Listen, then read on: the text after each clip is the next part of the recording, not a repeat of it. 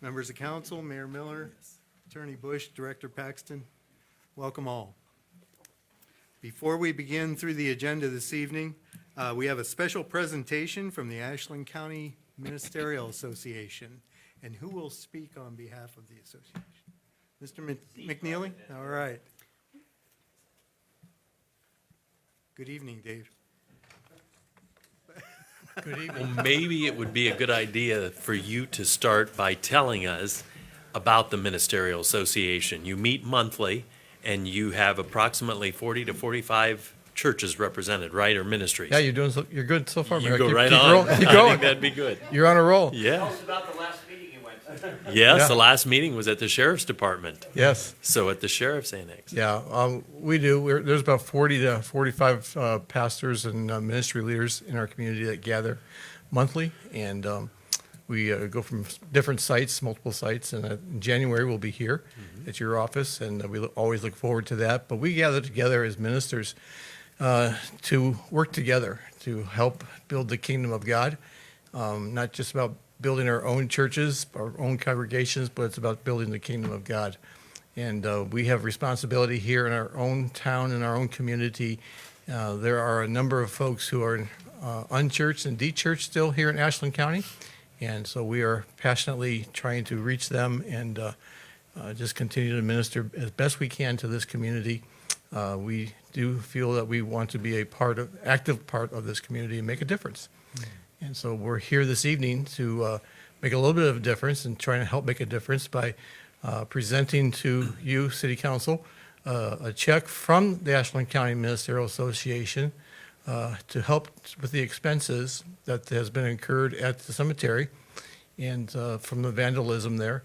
And so we have a check from the Ashland County Ministerial Association from multiple churches for the amount of $10,000 to go towards that repair. So, Wonderful. If I Yeah. may, Thank you, yes. Thank you very much. Thank you, Thank you. Thank you very much, very much, truly. And of course, you have a number of your colleagues in the audience. We do. as well today. I don't know if I call them colleagues. Partners. Competitors. This is another C word I was thinking of. Thanks for dinner. Thank Truly, you. truly. So with you is Tim Bright, that provided our invocation this evening, John Bouquet Thank you. from Bethel, and Keith And Tyson. the late Keith Tyson. Glad you could make it. Yes. Well, what I think is very significant about this is, for those that aren't familiar with the Ashland County Ministerial Association, they represent the entire county. They have folks from all different denominations and ministries. It's not just all churches. And what has been so significant over the last several decades is the fact that when they come together, they seek to determine what are the needs they can help meet here in this community beyond their church walls. If you stop for a moment and think about it, I'm not sure everyone at home will know this, but fostering families, for example, came out of this organization, taking a look at the challenges the county faced when it came to taking care of the costs associated with all the young people that have been removed from their homes. And that's what created and led to an organization now that's not only helped address the issue here in our county, but all around the region. Other counties are copying what was created here, and it came out of our Ministerial Association. So this is just another way for our Ashland County Ministerial Association to step forward in a time of crisis and meet a very practical need. So God bless you for doing so. With this check, we've collected here at the city, I believe, around, what would I say? Probably about $65,000, and already have spent nearly $35,000 of that, reimbursing the cemetery for some of their expenses. If you haven't seen or heard, the cemetery board is making great progress on restoring the cemetery. In fact, most of the stones are now back into position. Some were broken and damaged, so those still have to be replaced.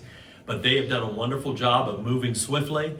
You may have heard the local Elks Club, Elks Lodge, they came forward, and I believe they've donated somewhere in the neighborhood of $13,000 over and above what has come to the city. They, of course, want to improve the security out at the cemetery. And as we mentioned early on, the first donation we got here in the city was to cover the cost of the buying a new monument for the military veterans monument. And so that is on order.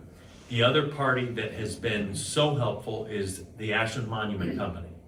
They have offered all their services as they've been moving through this restoration, and they've done so at a very discounted cost. So a lot of donation there as well. So thank you for being a part of it. It's still estimated that the total damages are somewhere in the neighborhood of about $250,000, but this is a great stride toward making sure all is taken care of. And let me just be clear, it will be taken care of. And the cemetery is committed to doing it as quickly as possible. So we are so proud of what they've accomplished already. There was one other thing I thought I would mention there a moment ago, and I forget what it was. In addition to all of the gifts that we've received, the Historical Society has also played a role, because technically they are the ones, I believe, that own that military monument. So they have been involved as well. So everyone's pulling together and pulling the same direction, so that's a good thing. So we appreciate this. Very much. Thank you.